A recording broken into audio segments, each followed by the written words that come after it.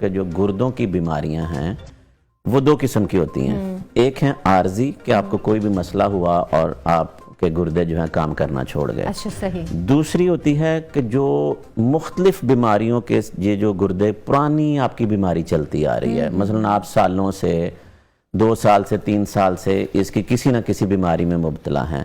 گردوں کی یا ویسے کسی کی. وہ ہوتا یہ ہے کہ وہ آگے چل کے اس پروگرام میں جب ہم وجود تو پھر اس کا آپ کو تعلق جو ہے نا وہ سمجھ آ جائے گا. تو پرانے کا یہ جو کرونک آپ نے لفظ استعمال کیا ہے نا, تو ہو سکتا ہے ہمارے جو ناظرین ہیں ان کو کرونک کا نہ پتا ہو. تو کوئی بھی جو پرانی بیماری چل رہی ہے اس کو ہم کرونک کہتے ہیں. اور جو عارضی چلتی کہ چند ہفتوں میں دنوں میں آئی ہے اور وہ ریورس بھی ہو جائے اس کو ہم ایکیوٹ کہتے ہیں. صحیح. تو آج کا جو پروگرام ہے یہ بیسیکلی گردوں کی بیماریوں کے حوالے سے جو ہم بات کریں گے. میں یہاں پہ تھوڑا سا یہ بتاتا چلوں کہ اس کی اہمیت کیوں اتنی ہے کہ پوری دنیا میں اس وقت 850 ملین سے زیادہ لوگ گردے کی کسی نہ کسی بیماری میں مبتلا ہیں. بالکل ایسے. اور اگر ہم پاکستان کی بات کریں تو پاکستان میں ایک اندازے کے مطابق, چونکہ ایکچول جو اصلی ڈیٹا ہے وہ شاید ہم نہیں بنا پاتے, لیکن ایک اندازے کے مطابق پاکستان کا ہر 6واں یا 7واں شخص گردے کی کسی نہ کسی بیماری میں مبتلا ہے. اچھا. اور آپ یہ دیکھیں یہ بہت بڑا نمبر ہے. بہت بڑا نمبر ہے. اور یہ سلسلہ آگے بڑھتا جا رہا ہے. تو جب ہم پروگرام میں آگے بات کریں گے تو وہ ساری باتیں سمجھ آنی شروع ہو جائیں گی کہ ہر 6واں 7واں شخص پاکستان میں گردے کی کسی نہ کسی بیماری میں. اچھا, میں یہی آپ سے پوچھنا چاہ رہی تھی کہ پاکستان میں آپ کہہ رہے ہیں ہر 6واں یا 7واں شخص گردے کی بیماری میں مبتلا ہے. اب جو کرونک ڈیزیز ہوتی ہیں, یعنی کہ آپ نے کہا وہ بہت پرانی جو بیماریاں چل رہی ہوتی ہیں گردے کی وہ ہوتی ہیں, تو پاکستان میں یہ ریشیو کتنا ہے اور اس کی کیا صحت کے باقی جو ایشوز ہوتے ہیں ان کے ساتھ مسئلے ہوتے ہیں کہ آپ کے صحت کے اور مسئلے چل رہے ہیں تو آپ گردوں کی ان بیماریوں میں مبتلا ہو جاتے ہیں؟ جی بالکل, اس کا بڑا ہی مضبوط تعلق ہے اس بات کے ساتھ کہ آپ کے جسم میں اور مسائل کیا ہیں اور کیا ان کی وجہ سے گردے متاثر ہونا شروع ہوئے. تو اس بات کا جواب میں ذرا اس طریقے سے دے دیتا ہوں کہ یہ جو گردے کی بیماریاں ہیں نا, ان کی وجوہات کیا ہوتی ہیں. دنیا میں اور پاکستان میں جو گردے متاثر ہونے کی سب سے بڑی اور پہلی وجہ ڈائیابٹیز, شوگر. اب آپ دیکھیں کہ اس کا مطلب یہ ہوا کہ جو شوگر کی بیماری ہے اس کا بڑا گہرا تعلق ہے گردے کے متاثر ہونے سے, اور اسی لیے اس کو مدر آف آل ڈیزیزز یعنی کہ وہ تمام بیماریوں کی ماں ہے. دوسرے نمبر پر جو بیماری آتی ہے وہ ہے ہائی بلڈ پریشر, ہائپر ٹینشن. اچھا. آپ صرف 2 بیماریوں کو دیکھ لیں اور پوری دنیا میں خود ایک اندازہ لگا لیں کہ کتنے مریض شوگر کے ہوں گے, کتنے مریض بلڈ پریشر ہائی ہونے کے ہوں گے, اور وہ کسی نہ کسی سٹیج پر جا کر گردے متاثر ہو جاتے ہیں. تیسری جو وجہ ہے اس کی وہ گردے کی اندرونی بیماریاں ہیں, یعنی کہ وہ ہمارا جو امیون سسٹم ہے, قوت جو مدافعت ہے, اس کی وجہ سے گردے ڈیمیج ہوتے ہیں. چوتھی بڑی وجہ گردے میں پتھریاں بن جانا, اور گردے کی پتھری کے بھی آپ نے اکثر مریض سنے ہوں گے, بلکہ میں تو کہیں نہ کہیں سنتی رہتی ہوں ہر دوسرے شخص کا کہ پتھری ہو گئی. 5ویں بڑی وجہ جو کہ میں سمجھتا ہوں کہ اگر ہم صحیح ریسرچ اور صحیح سارا ڈیٹا پاکستان کا اکٹھا کریں تو یہ شاید وجہ ٹاپ 2 یا 3 میں آ جائے.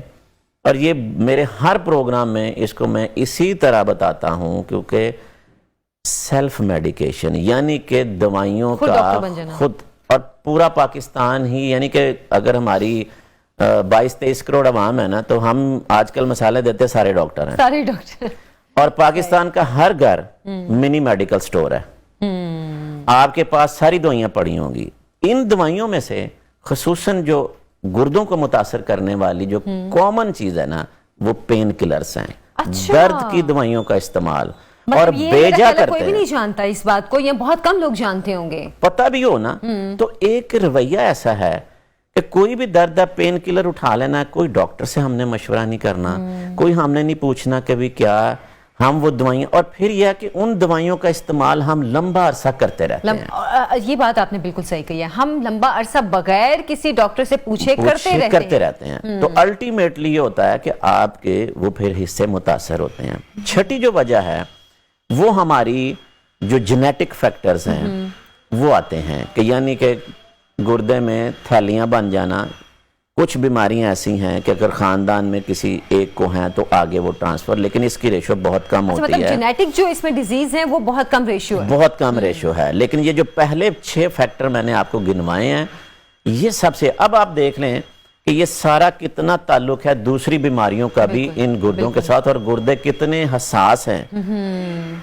आपको बताऊं कि शुगर जिस मरीज को है 10 साल के बाद, मसलन 10 साल से एक डायबिटिक पेशेंट है, तो 10 साल के बाद इस बात का कभी इम्कान है, अगर उसने अपनी शुगर की तरफ तवज्जो नहीं रखी, तो 3 हिस्से उसके मुतासर, आंखें, गुर्दे और दिल, और तीनों हमारे कितने अहम अज़ा हैं। अहम मतलब हम अगर आंखों की रोशनी चली जाए तो क्या तकलीफ है, ये जिनकी आंखें नहीं है उनको ज्यादा पता है, उनको पता होगा। दिल तो के हमारी अटैक ऐसी होने जिंदगी का बायस है जी, और दिल के अटैक भी शुगर के मरीजों में सबसे ज्यादा होते हैं, और गुर्दे की बीमारियों की तो मैंने पहले बता दिया है कि सबसे बड़ी वजह ही शुगर है। तो इसलिए जिस्म में आपकी कोई भी बीमारी इस तरह चल रही है, गुर्दे इतने नाजुक हैं, और अल्लाह ताला ने ना हमारे अंदर ये जो गुर्दों का जोड़ा रखा हुआ, पेयर है ना, 2 हैं, इसकी जरा फंक्शन की आप अहमियत देखें कि ये काम क्या क्या करते हैं। आप देखें कि हम सारा दिन खाते पीते हैं, ऐसा ही है, ठीक है, जितनी बॉडी को जरूरत है वो हमारे जिस्म ने जज़ब कर लेनी है। बिल्कुल, हमारे टिश्यूज ने, खाना खाया हमने या पानी पिया, फॉर एग्जांपल कि हम सोचते हैं जी कि 2 लीटर पानी, एक एवरेज जो आम हेल्दी बंदा है वो ये सोचता है कि 2 लीटर पानी पीना चाहिए, वो 2 लीटर पानी पीता है, कोई भी नहीं पीता। अच्छा, आपने 2 लीटर 1.5 लीटर पी लिया, अगर आप डेली ये पानी पीते जाएं तो आपकी तो जिस्म फूल जाएगा ना। ये डेली 1.5 लीटर आपकी बॉडी में रिटेन तो नहीं होता। क्या हो रहा है कि जिस्म को जितनी जरूरत है वो जज़ब हो गया, अब आगे गुर्दों का काम शुरू हो जाता है कि हर चीज एक्स्ट्रा उसने जिस्म से बाहर निकाल देनी है। तो हम पेशाब के रास्ते वो लिक्विड भी खारिज कर देते हैं, पेशाब के ही रास्ते, मसलन आप खाना खाते हैं, आप फ्रूट्स लेते हैं, वेजिटेबल, विटामिन्स, कोई भी हर चीज हमारे जिस्म में जा रही है ना खाने की सूरत में, वो जब मैदे से हजम हो गई, उसके बाद वो जिगर में गई, उसका मेटाबॉलिज्म, और अब वो ब्लड की सर्कुलेशन में आ गई। यहाँ पे जितनी जितनी प्रोटीन चाहिए, फैट चाहिए जिस्म को, वो जज़ब होगी। हर चीज गुर्दों ने ही खारिज करनी, क्योंकि वो एक्स्ट्रा चीज बॉडी में नहीं रोक सकते जब तक कि उनका फंक्शन ठीक चलता है। फिर अगला फंक्शन देखें जी, हमारे बड़ा आम है कि जी जिगर खून बनाता है। हाँ जी, खून की कमी हो जाए तो सबसे पहली बात आम रूटीन में कि जिगर से। आज मैं आपको एक बात बताऊं कि जिस्म के खून का जो 25% हिस्सा है वो गुर्दे अदा करते हैं खून बनाने का। गुर्दों में एक हार्मोन होता है जिसको हम एरिथ्रोपोएटिन कहते हैं। अच्छा, तो वो खून बनाने में 25% किरदार अदा करता है। तो यानी कि जब गुर्दे मुतासर होंगे तो खून की कमी भी होगी। और यहाँ पे बहुत सारे हमारे लोग और आम डॉक्टर भी बाज दफा यहाँ से धोखा खा जाते हैं कि वो खून की कमी वाले मरीज को जिगर की बीमारी ढूंढ रहे होते हैं, लेकिन आखिर पे जाकर वो गुर्दों का मसला निकलता है। ये फंक्शन भी इसके अंदर है। अच्छा, अब हमारी हड्डियों का आ जाएं कि हमारे जिस्म में कैल्शियम, फास्फोरस, विटामिन डी, उसका एक्टिव जो सेगमेंट है ये सारा गुर्दों में परफॉर्म होता है। तो अब आप देखें कि जिस्म की कौन सी चीज ऐसी बचती है। नमकियात, हम सारा दिन नमक खाते हैं, हमारे खाने में भी जाता है। हम सारा दिन दूध पीते हैं या कोई भी चीज करते हैं, तो ये जितने भी नमकियात का इनका बैलेंस भी करना है तो गुर्दों ने करना है। क्या बेहतरीन अल्लाह ताला का निज़ाम है। अल्लाह का ये एक ऐसा पूरा निज़ाम है और ऐसा ये पार्ट है कि आपकी पूरी बॉडी को मतलब क्लियर करता है, क्लीन करता है आपकी सारी। इसलिए फाजल मादों का इखराज, मतलब पानी का इखराज, पूरी बॉडी को खून बनाने में किरदार, तो इनका किरदार पूरे जिस्म की बनावट में। अच्छा डॉक्टर साहब, अभी आप जो बेसिक कुछ रीजंस बता रहे थे जिससे गुर्दे खराब हो सकते हैं, उसमें मेरे जहन में आया कि जो ब्लड प्रेशर के मरीज हैं, हम अक्सर उनको देखते हैं, हम में से हर एक के घर में एक तो ब्लड प्रेशर का मरीज लाजमी होगा। کہ وہ جو میڈیسنز کھا رہے ہوتے ہیں اور جیسے کہ ابھی آپ نے بات کی کہ ڈاکٹر سے پوچھے بغیر بس لمبے عرصے تک کھاتے رہتے ہیں اور کوئی ٹیسٹ نہیں کرواتے, کچھ نہیں کرواتے, پھر کوئی نہ کوئی علامتیں ایسی بتا رہے ہوتے ہیں, اچھا مجھے یہ تکلیف ہو رہی ہے, گردوں کی سائڈ پہ تکلیف ہو رہی ہے یا کچھ اور, تو وہ یہ جو بلڈ پریشر کی دوائیاں ہیں یہ گردوں پہ کتنا اثر کرتی ہیں؟ اچھا, بلڈ پریشر سے میں اس حوالے سے بھی بات کر دوں کہ جو بلڈ پریشر کا ہائی ہونا اور اس کا پورے جسم میں جو ریگولیٹ اس کے نظام کو بیلنس رکھنا, یہ کام بھی گردوں کے اندر ہوتا ہے. اچھا, تو اس لیے ان دوائیوں کا تعلق بھی گردوں کے ساتھ ہے. اچھا, اب میں ایک بات, جو سوال ہے کہ جی اگر بلڈ پریشر ہائی والی دوائیاں ہم لمبا عرصہ استعمال کرتے ہیں تو کیا وہ دوائیاں گردے پہ افیکٹ کر سکتی ہیں؟ یہ بڑی کامن مت ہے, اور یہ سوشل میڈیا پہ بھی, عام لوگوں پہ بھی, مریض ہمارے پاس آتے ہیں, آ کے کہتے ہیں جی کہ اچھا جی میں 2 سال سے یہ بلڈ پریشر کی دوائی کھا رہا ہوں لیکن مجھے کسی نے بتایا جی کہ آپ کے گردے متاثر ہوں گے. ایسا نہیں ہے. اچھا, بلکہ بلڈ پریشر کی دوائی آپ استعمال نہ کریں اور بلڈ پریشر ہائی رہے تو آپ کو یاد ہے کہ میں نے جو وجوہات بیان کی ہیں اس پہ دوسرے نمبر پہ کون سی وجہ ہے؟ High blood pressure. تو ہائی بلڈ پریشر رہے گا تو گردے ڈیمیج ہوں گے. دوائیاں کچھ ایسے گروپ ہیں جن کے سٹارٹ کے کرنے سے گردوں کا تھوڑا سا افیکٹ آ سکتا ہے, لیکن اس لیے میں نے کہا ہے کہ جب آپ اپنے معالج کے پاس ہوں گے نا تو وہ پہلے 10-15 دن میں آپ کے گردے کے ٹیسٹ کرا کے دیکھ لے گا کہ یہ دوائی آپ کو سوٹ کر رہی ہے, ادھر پرابلم تو نہیں کر رہی.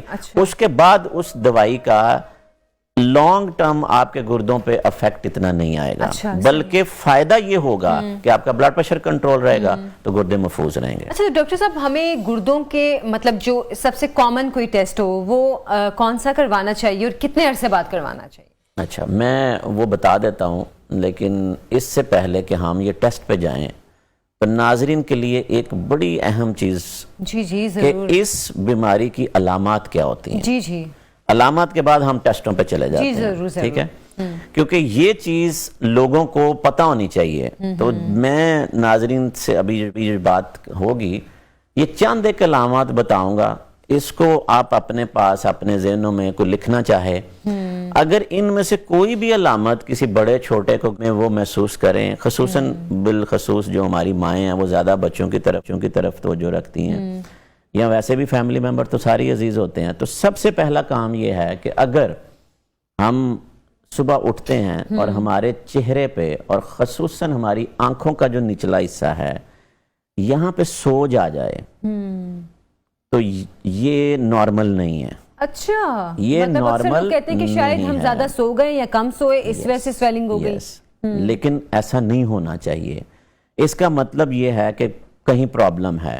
تو پہلی علامت یہ نوٹ کریں. صحیح. دوسری علامت جو سب سے زیادہ اہم ہے, دیکھیں ہم پیشاب کرتے ہیں جب, تو پیشاب کرتے ہوئے تھوڑی سی اگر غور کیا ہو تو چند سیکنڈز کے لیے اس کے اوپر جاگ بنتی ہے, فوم بنتا ہے, اور اس کے بعد وہ ختم ہو جاتا ہے. ایسا ہی ہے.